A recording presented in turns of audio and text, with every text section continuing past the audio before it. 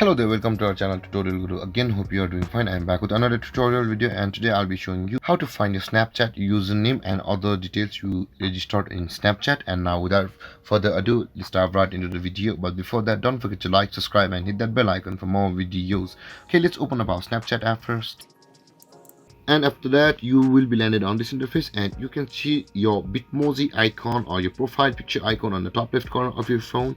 Just tap there, and after that you can see your username over here. You can see the username. My username is Matt Bhairav, so you can also see your username over there. Now if you want to see your further details of your Snapchat account which you register, you can see the gear icon or the settings icon on the top right corner of your phone. Just tap, and after that you can see your name, username, birthday, mobile number, email and password over here. Basically you won't be able to see your password directly, but you will be able to reset it anytime you like.